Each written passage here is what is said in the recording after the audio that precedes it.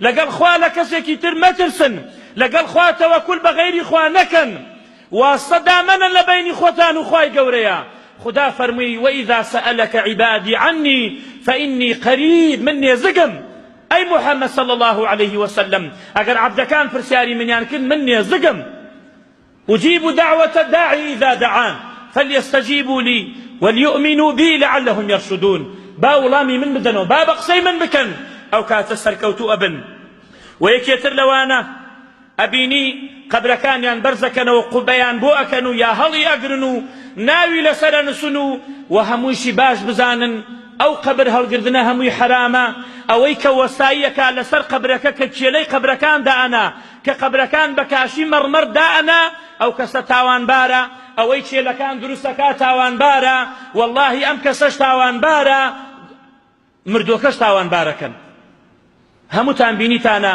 سەیری قەبرسانی بەقیع بکەن 10,000 سەحابە زیاتری تایە سەیری قەبرسانی ئوحود بکەن کە سەید الشوهەدای تایە حەمزە کە حەنزەڵەی تایە کە مەلایکە شۆردێەوە کەسی قەبری کەسیان دیار نییە هەیەکی یەک کێلێ بەرد ئەمەنیان داناوە و خەڵاس قەبرەکان هەڵمەگرن خۆتان توش گوناحە مەکەن لەقەد قەبرەکان ئایەت مەنووسن لەقەد قەبرەکان فاتحە و شعر مەنووسن ئەوانە هەمووی حرامە و گوناحبارە بن چجا قوبەکردن لە بانی و هەروەها دارنانان لە دیار قەبر بکەن بە باخات ئەو شەر گوناحبارە بن و هەروەها داواکردن لێیان لە ئەهل و بەیت بڵێن ئەمانە خۆشەویستی پێغەمبەرن صلی الله عليه وسلم ئەوەنە مبالغەیان تێ بکەن بچن داوایان لێ بکەن بچن داوای تکایان لێ بکەن داوای شەفاعەتیان لێ بکەن داوای شفایان لێ بکەن داوای مناڵیان لێ بکەن ئەوە هەمووی کوفرە ئەوە هەمووی شرکە خدا فەرموویەتی والذین تدعون من دونه ئەوانەی کە هاواری پێەکەن لە غەیری خوا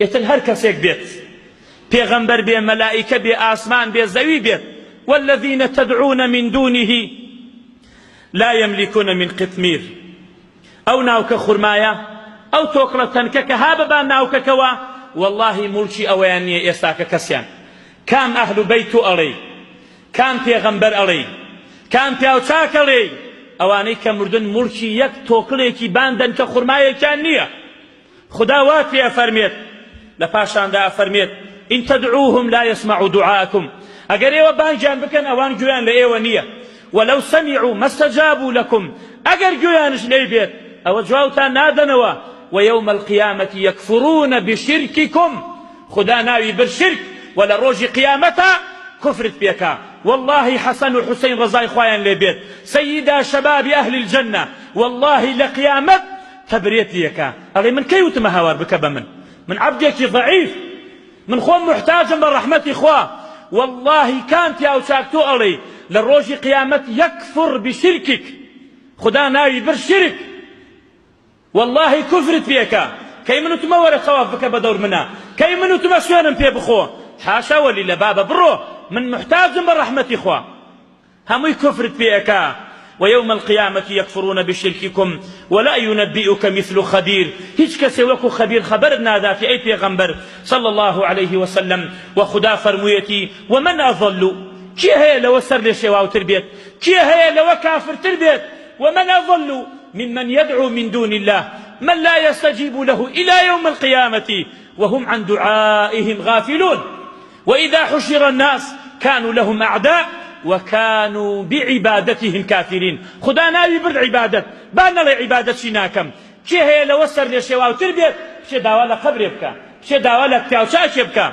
شي داوالا بيغمبر يبكى تبري كسك هبي لو قبرا تربية نا والله كس لو اني قبرا تربية شكا خدا فرميتي ومن أضل ممن يدعو من دون الله من لا يستجيب له إلى يوم القيامة كامي توبة بياوشاكي داني بسو دياري هتا روج قيامة هربانجي بيبكا بزار روجك سردركا لقبرك وبلي أوهاتم بولات وازلو خوايا دينن وازلو خالق عزيمة دينن أرون داوالا خول ودار وبردكن داوالا أهل بيتكن والله دا صلاته شانية پیغمبر صلى الله عليه وسلم قومك يخروكت فرمي أي فاتمة يكشم ولا لماري خواي پروردگار برا أوي كما من بدم إلى دنيا دا من لقيامته دا صلاتك مني بران بربتو أو هاي بيانوتا پیغمبر صلى الله عليه وسلم يا كسي بياوشاك مرينا ناو مزقوتا أينن قبيك كان كاتێ مسلمان هات نوێژەکەی کرد بۆی بچێتە دەرەوە لە دیار قەبرەکەی تەوافێ بکە بۆ ئەوەی نوێژەکەی ئاگرێکی پێوە ناو بستێ.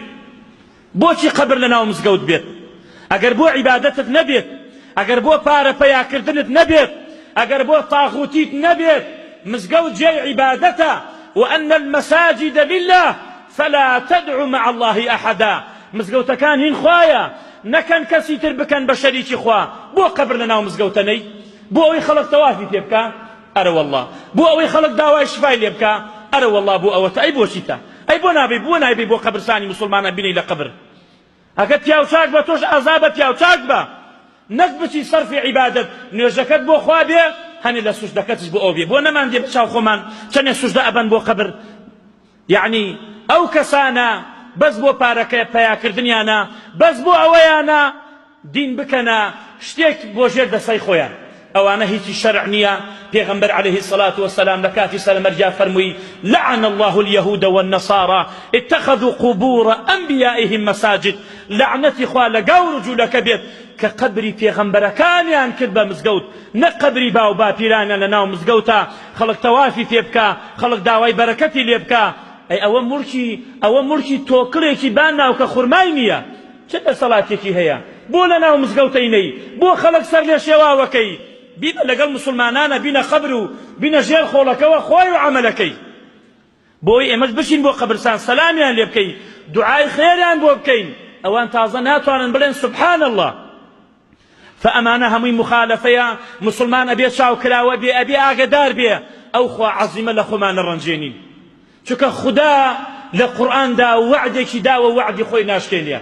فرمويتي لدو آية على سورة النساء دا: إن الله لا يغفر أن يشرك به، لا يغفر أن يشرك به. قتلكي زناءكي عارق خويتوا بدروشتيكي هرشيكي خدا هر ليت خوش به. ما دام علي لا إله إلا الله بدلوا شريك بوخوا قرار نادي جا والله شو نيوش بكي حج بكي نيوش بكي شريك بوخوا قرار بدي. إن الله لا يغفر أن يشرك به ويغفر ما دون ذلك لمن يشاء ومن يشرك بالله فقد ضل ضلالا بعيدا. يا وتا سفر كدن بولاي قبر كانيان بويا. فالخلاصة حب أهل البيت يوجب احترامهم واقتفاء أثرهم ومتابعتهم والترضي عنهم وتعظيم شأنهم دون مغالاة. بلام أهل السنة والجماعة حرمت لأهل بيت أقرن، ريزيان لي أقرن، والله خوشيان قركا، والله قول كان نخنا بان سر وسر تشاو شون كوتوي أوانا بن. بلام ببي أو زياد روي بكن يما ألين هوار مكان علي، ألين أوانا دجمني أهل بيتن، يما ألين هوار مكان الشيخ عبد القادر جيلاني رحمة إخوائي لبيه، ألين أوانا إيمانيا بأوليانية نخير با خلق شواشا نبيت ئەوان پاو پێڵاویان بەسەر سەر و بەسەر چاومان. بەڵام شوێنیان نەکەوین، بەڵام چیان فەرمووە ئەوە ئەکەین، بەڵام چی خوددا دایناوە ئەوە ئەکەین. ئەبێ حورمەت و ڕێزیان لە ناومانە هەبێت.